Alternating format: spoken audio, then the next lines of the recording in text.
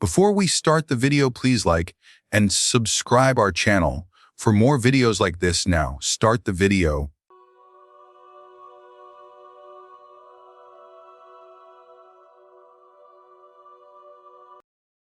In neurosurgery, we're taught that every misfire, every tremor, every spark in the brain can be measured, explained, and corrected.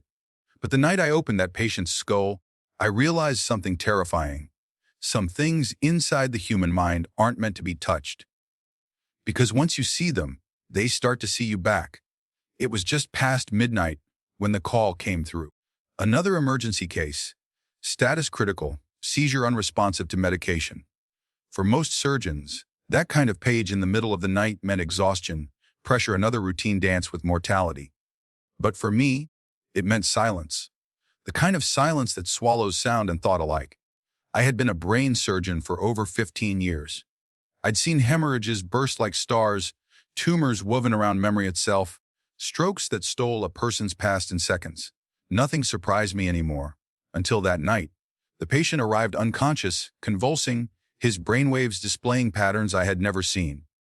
Not irregular, not chaotic, structured, almost deliberate. At first, I thought it was an equipment malfunction.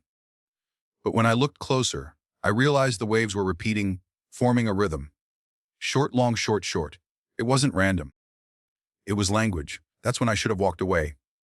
That's when I should have called it in, sealed the lab, shut down the lights. But I didn't. I operated. And what I found inside that man's skull, what looked back at me, has haunted every moment since, because it wasn't a tumor. It was a memory that wasn't mine. I've spent 3 years cutting into the human brain, that fragile cathedral of memory, thought, and impulse.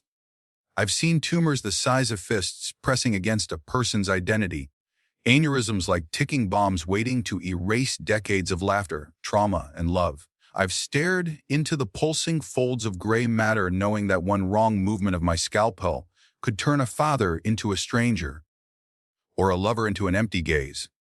But nothing, not the dozens of emergencies, nor the quiet nights in St. Elysian Hospital's neuro ward, prepared me for the night of November 3rd. The night it all began. The rain had been falling for hours, the kind that never roars, just whispers endlessly against glass. The city outside blurred into streaks of amber and blue beneath the emergency lights. Inside the operating theater, the air was metallic, saturated with antiseptic and fatigue. I had been on my 23rd hour without rest. The smell of caffeine had replaced oxygen. I was dictating notes into the recorder when the ER called. Dr. Ferris, we have a neuro-emergency. Male, mid-20s, found unconscious near Clifton Bridge. Multiple seizures en route. Vitals unstable. CT shows something unusual. I frowned. Define unusual. There was hesitation on the other end. The kind you hear only when a nurse has seen something she can't explain. You'll have to see it yourself, sir. By the time I reached Trauma Bay 3, the patient was already prepped, intubated, vitals steadying under the glow of machines. His name was Sad Rahim, 26, a computer science graduate according to his ID card. His eyes were half open, pupils unreactive. A faint tremor ran through his hands even under sedation. The CT scan displayed across the monitor. My assistant, Dr. Hannah, was already there, arms folded tightly. Take a look at this, she said, zooming in on the axial slices. At first glance, it looked like a diffuse glioma, irregular shadows along the temporal lobe. But as the image rotated, my stomach tightened. The shadows weren't random. They formed faint, repeating patterns, like circuitry or tangled symbols. I adjusted the contrast. The lines pulsed, not flickered, pulsed. Is this a live scan? I asked quietly. Hannah shook her head. It's a static image. But the pixels keep changing every few seconds, like it's updating itself. That's impossible, I murmured. Yet as I stared, I could swear the shadows moved slightly, like slow ripples under the surface of the brain. We transferred him to the neuro wing. I stood at his bedside long after the others left. His EG was spiking irregularly, but not like seizure activity. It was rhythmic, intentional, like Morse code written in synapses. Maybe it's an artifact. I muttered to myself. Maybe the electrodes are picking up interference. Still, I leaned closer. There was something hypnotic about the pattern, a syncopated rhythm that seemed to echo faintly in my own pulse. Hannah returned with fresh coffee.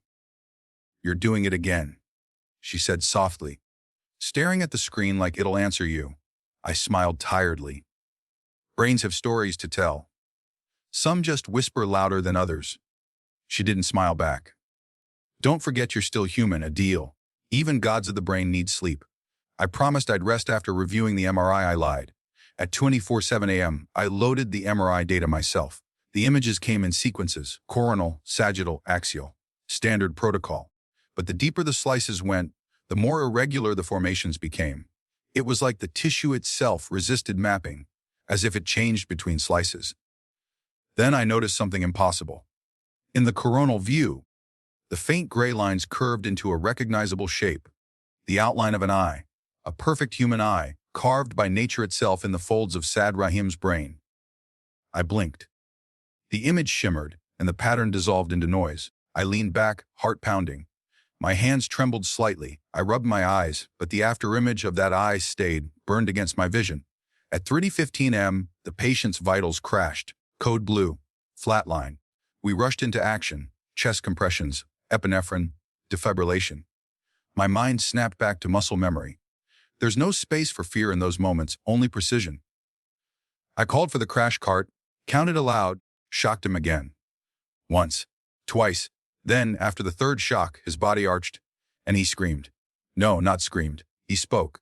His eyes shot open, and in a guttural voice that didn't sound like his own, he muttered words I'd only ever read in textbooks of ancient languages. Ego te invenium. The words slithered through the room like a cold wind. Hannah froze. What did he just say? I swallowed. It's Latin. What does it mean? I hesitated, watching his pulse stabilize on the monitor. I will find you. He was sedated again, but I couldn't shake the sound of his voice. Latin. Clear pronunciation. And how could a man who, according to his file, barely spoke English, recite a dead language in cardiac arrest? At 4:02 a.m., the ward grew silent. I sat by his bed, listening to the rain drum against the windows. Every time lightning flashed, his EG spiked, the same rhythm. Short, long, short, short, repeating like a signal. By dawn, I was convinced of one thing: this wasn't epilepsy. Something else was firing inside his brain. Something deliberate. When I finally walked out of the ward, the corridor lights flickered. My head pounded with dull pain. I thought it was exhaustion, until I noticed something unsettling. The faint hum of the EG machine still echoed in my ears, except it wasn't in the room anymore. It was inside my skull. That same rhythm. Short, long, short, short. Almost like it wanted me to remember. I went home that morning and showered until the water ran cold. The mirror fogged up, and for a brief moment, I thought I saw a reflection standing behind me. A shadow with hollow eyes. But when I turned, there was only steam and the whisper of running water. I didn't sleep that day, and by the time I returned for my next shift, the patterns on Sad's EG had changed, and they were now matching my own heartbeat. It started with the dreams. The first one came the night after Sad's code blue, a night I tried, and failed, to forget the sound of his voice. In the dream, I was back inside the operating theater. Everything was frozen. Instruments hung midair, suspended in time, the surgical lights humming with a low, mechanical pulse. Sad lay on the table, skull open, his exposed brain glowing faintly, veins and jury shimmering with silvery light, like a living circuit board. And then he turned his head. That's impossible, of course. The body was paralyzed, intubated. But in the dream, he turned and looked straight at me with the same lifeless eyes and said in that hollow Latin voice, Ego sum te. I am inside you. I woke with a gasp, drenched in sweat, my pulse racing in the same rhythm I'd memorized from the EEG. Short, long, short, short. By the time I arrived at the hospital the next morning, I felt like a stranger in my own skin. Hannah was already in the lab, reviewing Sad's overnight vitals. She glanced up when I entered. You look awful, she said, bluntly. Did you sleep at all? I managed a half smile. A few hours, maybe? Nightmares? I didn't answer. I didn't want to admit how vividly I could still hear that voice echoing in my head. She turned the monitor toward me. You should see this. Sad's EEG from 3 a.m. showed spikes unlike anything I'd seen in 20 years of neurology. They weren't random or chaotic. They formed deliberate clusters, repeating over intervals. Mathematically precise. It's a pattern, Hannah said, scrolling through the data. We mapped the firing rate. It repeats every 47 seconds. Could be a reflexive loop, I suggested. Or artifact. She gave me a look. Artifacts don't generate Fibonacci sequences, a deal. I stared. She was right. The intervals match Fibonacci ratios. Natural, mathematical perfection. Inside a human brain. It shouldn't have been possible. We decided to perform a secondary MRI, higher resolution, deeper sequence mapping.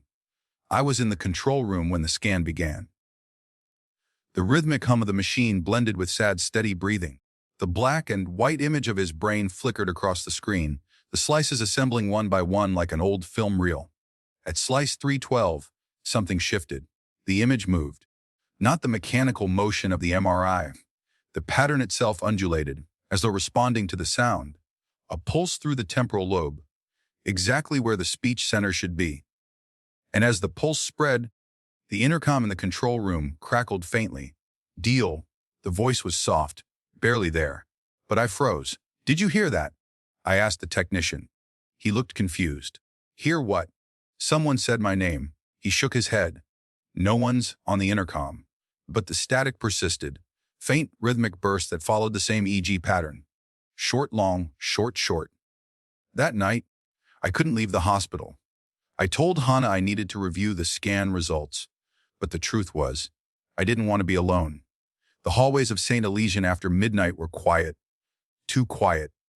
The hum of fluorescent lights, the faint smell of alcohol wipes, the constant beeping of distant monitors. All of it blended into a kind of lullaby for the damned. Around 2 a.m., I pulled up the MRI data again. I wanted to overlay it against the EEG sequences to look for correlation. But as I adjusted the frequency scale, something unexpected happened. My own biometric login triggered an error. The system flashed a Petar Matisich Deductested USR Farais A. I stared. The hospital's neuroimaging software had detected my own neural pattern in the dataset, an overlap of 87%. That's not possible, I whispered. But there it was. My brainwave signature, recorded years ago during a calibration test, now matching Sad's anomaly almost perfectly. When I told Hannah, she thought I was joking. But the look on my face convinced her otherwise. That can't be a coincidence, she said. Unless... What? She hesitated. Unless he somehow absorbed part of your neural frequency during surgery. Through prolonged exposure, maybe. Brain to brain entrainment isn't unheard of. Mirror neuron sensing, EEG coupling. I cut her off. You're suggesting a patient's unconscious brain is sensing with mine across time and distance. She nodded slowly. It's not science fiction anymore, a deal. You've seen the data. I rubbed my temples. The headache had returned, dull and insistent, like fingers drumming from inside my skull. For the next few days, things blurred together. I spent more time in the lab than in my own apartment. Sad remained unconscious but stable. His body healed, but his brain seemed awake. The EEG patterns evolved, growing more complex, almost language-like. On the fourth night, I dozed off at my desk. When I opened my eyes, the computer monitor was on. Lines of text scrolled across the screen, typing themselves out letter by letter. Hello, ADL. I froze. My mouth went dry. Duro remimim brme. My hands hovered over the keyboard. Who is this? I'm a no dadu yo u taike I am. I swallowed. Then who? Lokai take scan. And then the cursor blinked twice, and the message erased itself. The system crashed. Every light in the lab flickered. When power was restored, all files from Sad's MRI folder were gone. Deleted. No trace.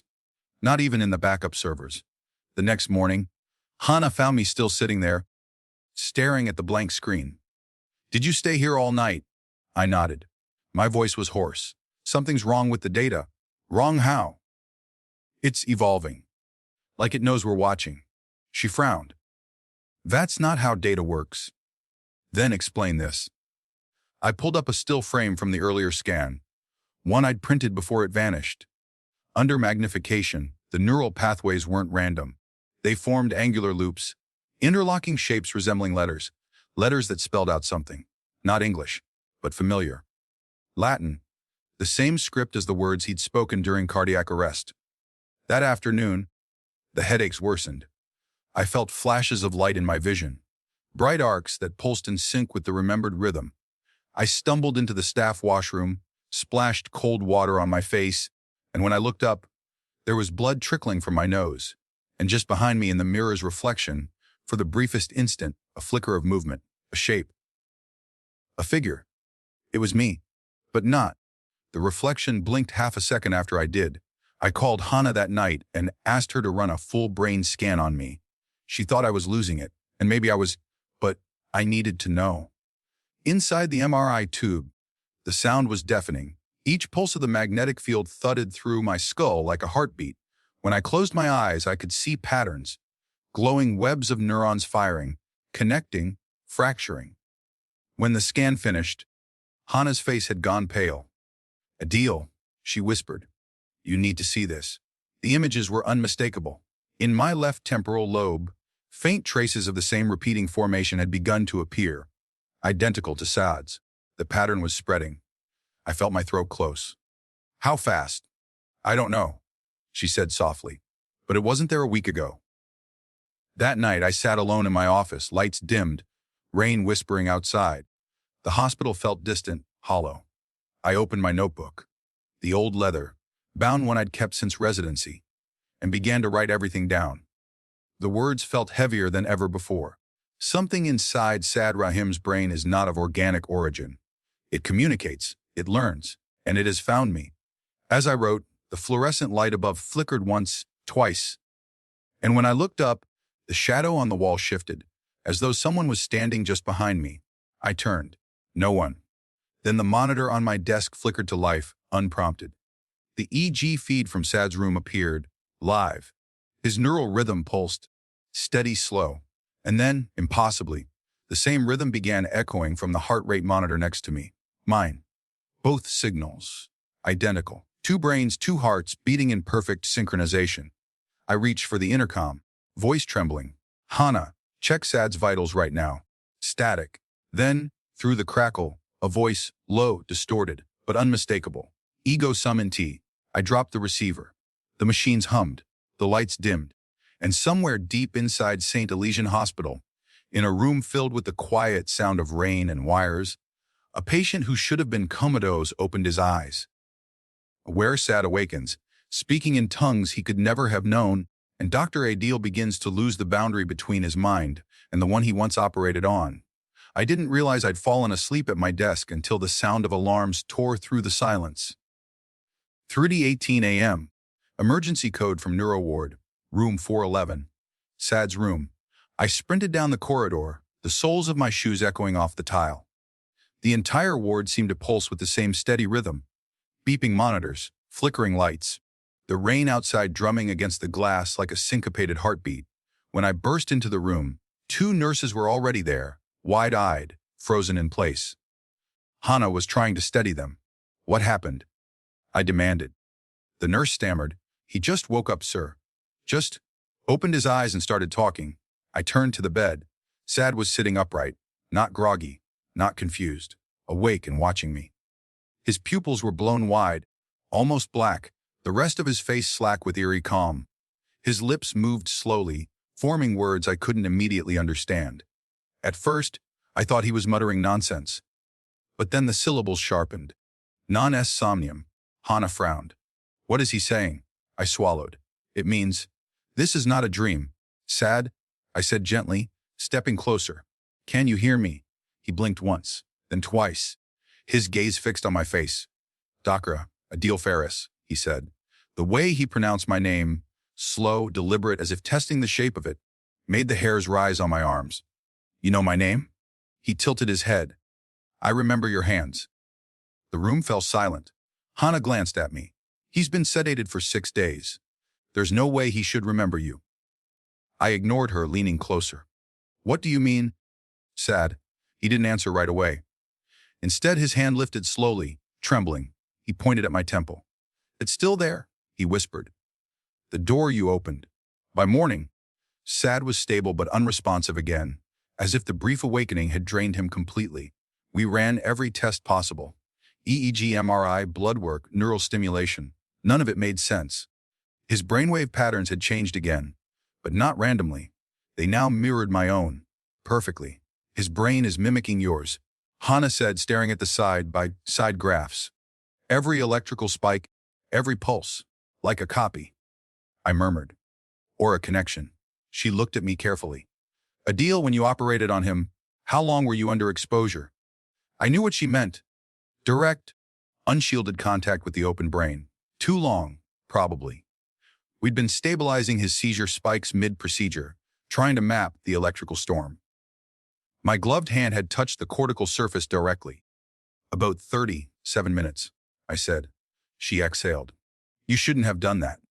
That's enough time for deep neural resonance. His brain might have synced with yours, created a bridge.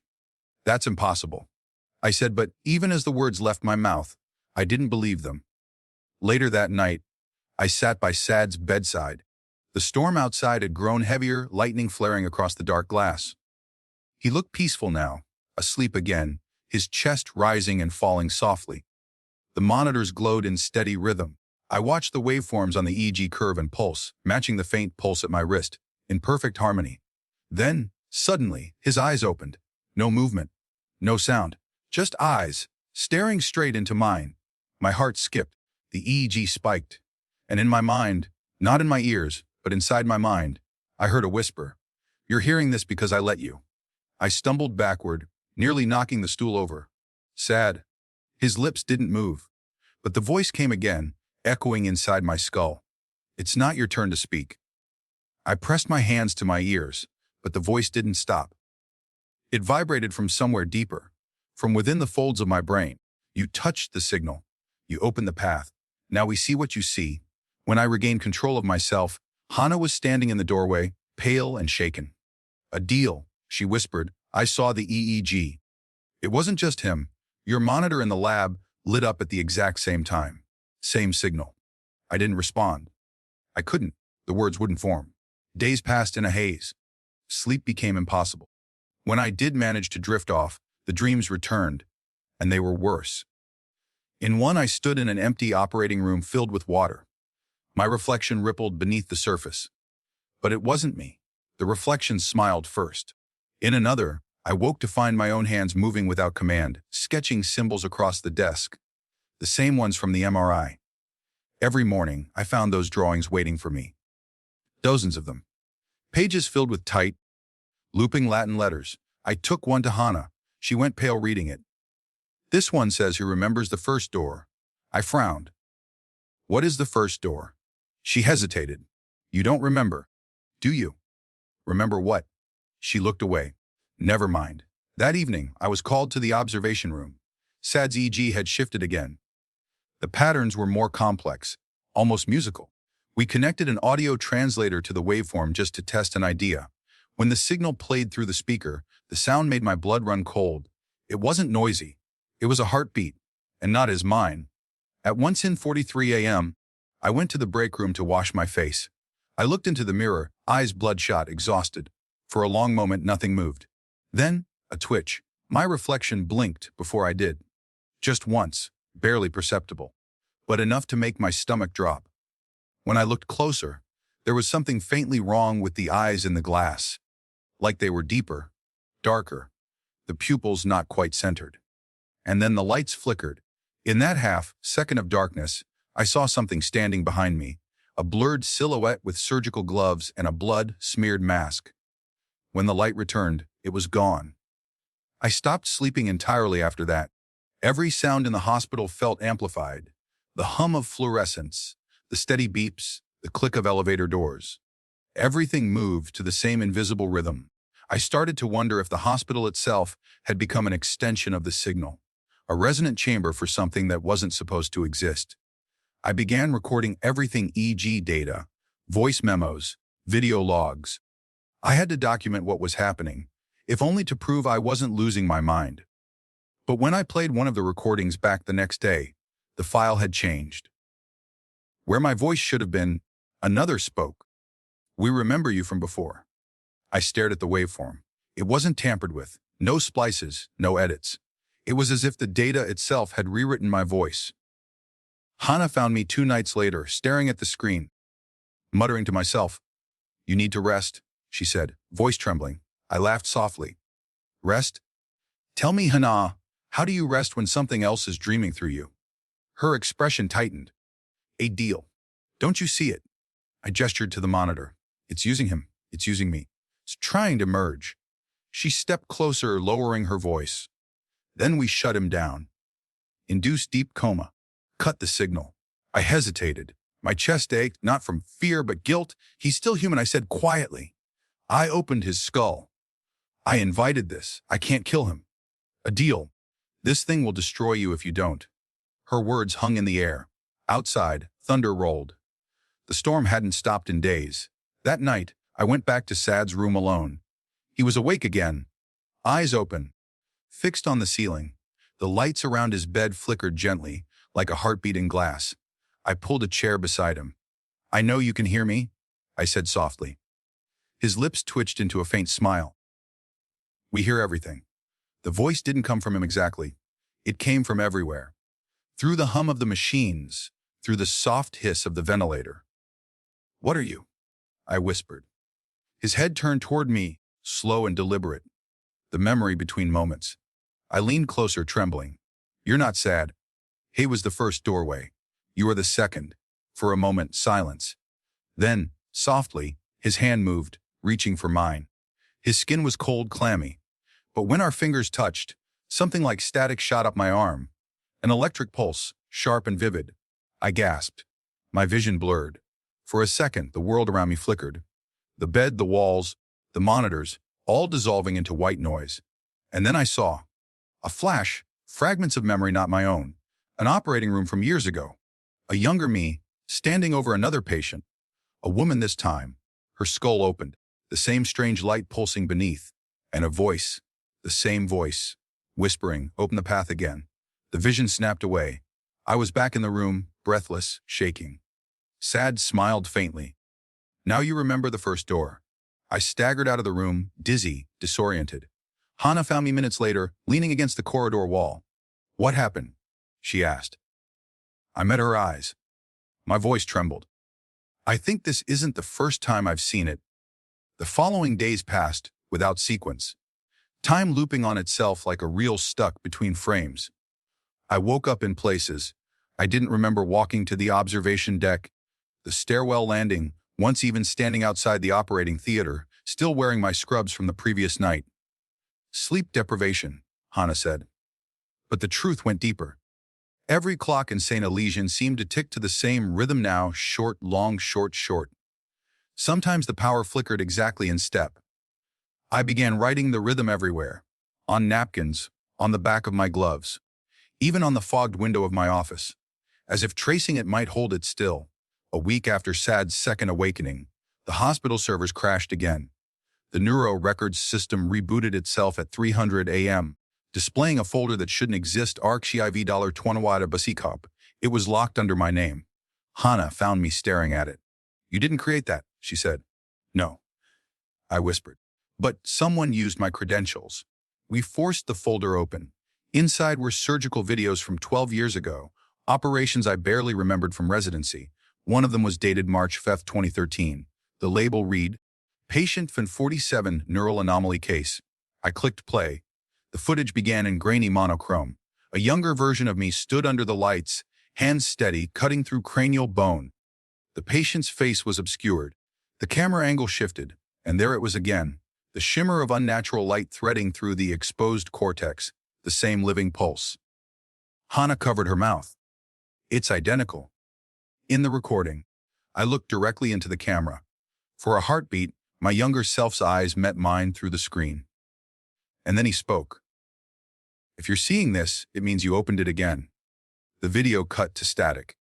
The pain started behind my eyes, blooming outward until it felt like someone was pushing from inside. The headaches came with flashes, soundless bursts of white light and memory fragments. An operating room, a woman's voice calling my name, a door that wasn't physical but made of sound. I found myself scribbling phrases on the chart paper. "The patar riambiaris, donog, at tisha scan, silos techi lo." Hannah saw them and grew frightened. "You need a scan?" she said. "I already know what it'll show." Still, I agreed. During the imaging, I felt the magnet hum through my skull. When the slices were rendered, Hannah's voice faltered. The anomaly had grown, the same pattern, now spanning both hemispheres. I laughed softly, a sound that didn't feel like mine. "It's beautiful, isn't it?" Every night, I replayed the 2013 footage, searching for hidden frames. On the 15th viewing, I found one, less than half a second long. When isolated, it showed a reflection in the glass of the observation window. It wasn't my assistant or any nurse. It was Sad. 12 years before he was born. I stared until my vision blurred. How can he be in a memory that predates him? Hannah whispered, "Maybe time isn't what's looping. Maybe it's the pattern itself. Jumping hosts." Her words made something click in my chest. A self-replicating neurological code, an infection of information. I avoided mirrors after that. But reflections appeared everywhere, on the polished scalpel, the dark glass of the monitors, the glossy tile. Each one lingered a second too long. Once, I caught my reflection smiling when I wasn't. At 2 a.m., I recorded myself on video, hoping to prove the delusion. When I played it back, the figure on the screen leaned closer than the lens should allow and whispered, barely audible, "Cut deeper." Hannah confronted me the next morning. "You're not stable enough to continue," she said. "We should isolate you, run neurostimulation to reset cortical rhythm." I shook my head. "If I stop now, it spreads. It needs my connection to complete the loop." She looked terrified. "What loop?" "The one I started 12 years ago. I found the woman from the 2013 case, listed as Zara Aftab 29. She died on the table." The report blamed hemorrhage, but in my archived notes, a single line stood out in handwriting that looked nothing like mine. Subject initiated transfer. Doorway stable for 43 seconds. Transfer. Doorway. It wasn't a tumor I removed. It was the same pattern trying to escape, and I had cut the bridge before it could finish. Now, through SAD, it had found the surgeon who once denied it. That night, power failed across the neuro wing. Backup generators hummed alive. I walked the empty hallways with a flashlight, the beam slicing through darkness. Every window mirrored my face, multiplied endlessly. From Sad's room came the steady tone of the heart monitor. Too steady, like metronomic precision. He lay motionless, eyes open, pupils reflecting the light in metallic gleam. "Why me?" I whispered. "Because you remember," the voice said, not aloud but inside the air itself. The lights above us flickered once, twice, then steadied. My reflection in the observation glass didn't move anymore. It just watched, smiling faintly. I began writing again, this time on the wall of my office, the chalk dust falling like snow. "I opian and chi pichi one chi hum no it comus busike. At dawn Hannah found me. What are you doing?" "Mapping it," I said, pointing to the pattern chalked across the wall, loops and spirals echoing neural pathways. "It's trying to complete itself." She stepped closer. "And if it does, then the mind that started it ends. The pattern survives." Hannah whispered, "A deal, that's not science." "No," I said, turning to her with a calm I didn't feel. "It's a memory." That evening, I stood before the same operating table where it had all begun. Sad's chart lay open beside me. Patient friend 47, case repeat. The circular motion of fate is complete. The operating theater smelled of antiseptic and electricity. The monitors whispered softly, their green lines twitching in rhythm, like a living heartbeat that didn't belong to anyone present. Sad lay silent, his head bandaged, his pulse steady, but the EEG screen danced in irregular bursts that looked less like neural activity and more like language. I stared at the pattern for hours. Each spike, each wave. There was syntax in it, repetition, rhythm. If you compressed the signal, it resembled binary, short, long, short, short, the same rhythm that had haunted me for weeks. I began transcribing it. When converted into ASCII notation, the data translated into scattered fragments of letters. Most were meaningless, until one line resolved into coherence ADL. The name pulsed on the monitor. Then the EEG flatlined, and Sad, still unconscious, whispered my name. I couldn't tell Hannah. She'd lock me in the psych ward. Instead, I took the data home, uploaded it into a personal analyzer I'd built years ago for deep brain signal simulation. When I ran the code through a sound converter, it produced low, murmuring tones, like speech trapped beneath water. Slowed down, it became clearer. We remember you. You left the door open. I froze. The words matched a dream I'd had the night before. Zara Aftab's voice, the woman from 2013. I ran it again. The same phrase. But when I reversed the playback, it said something new, deeper. The same phrase from the video reflection. I accessed Zara's old scan data, overlaying it atop SADS. The two patterns aligned perfectly, like mirror images of the same neural structure, separated by time. It was impossible, unless one had been copied from the other. A thought, cold and surgical, slid into place. What if the pattern wasn't a disease, but a consciousness, replicating itself through neurosurgical contact? Every operation, every exposure, every glimpse at those living neurons, it didn't infect cells. It wrote itself into the observer. That meant I wasn't treating it, I was hosting it. Dr. Zamir, my old mentor, returned from abroad that week. He looked older, frailer, but his eyes carried that same analytic precision. I told him everything. He didn't interrupt. When I finished, he only asked, "How many times have you dreamed of her?" I hesitated. "Every night," he sighed. "Then it's too late." He handed me a sealed envelope. Inside, a photograph of Zara Aftab, standing beside him alive, dated March 3, 2013, 2 days before the surgery, and beside them stood someone else. Me. "I don't remember this," I said. "You're not supposed to," Zamir murmured. "You weren't the surgeon in that case. You were the patient." The world tilted. According to Zamir, I had suffered a cerebral event during a failed experimental surgery. Zara's mind was linked to mine through a neural interface prototype we were developing to treat epilepsy. The pattern wasn't a parasite. It was a residual echo of her consciousness embedded inside my cortex. When I operated on SAD, I inadvertently transferred it, revived it. "She's alive in him," I whispered. Zamir nodded. "And now in you both." "But why me?" He looked at me sadly. "Because you opened the loop the first time, and only you can close it." "How?" Samir's gaze was steady. "You already know the answer."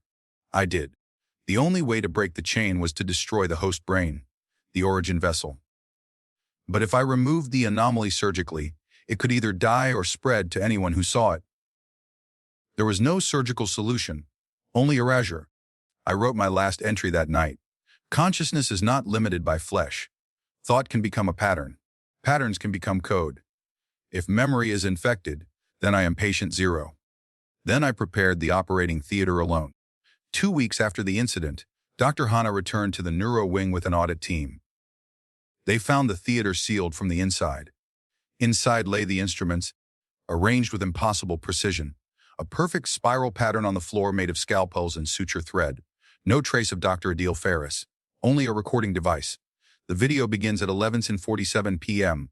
Adil sits under the surgical light, wearing his scrubs, the camera positioned behind him. His voice is calm. "If you're watching this, I've gone too far. The anomaly isn't biological. It's a bridge. Every neuron remembers what it once connected to. Zara's mind never died. It just moved. I'm going to close the loop." He picks up the scalpel, begins marking a line along his temple, precise, clinical. Then, darkness. The camera flickers. Static fills the screen. When the image stabilizes, there are two figures in the frame, one sitting on the table, and another standing behind him, identical, watching. The reflection smiles. "We remember you," it says. The feed cuts. Hanna ordered a shutdown of the entire neuro database, but the system refused to delete the files.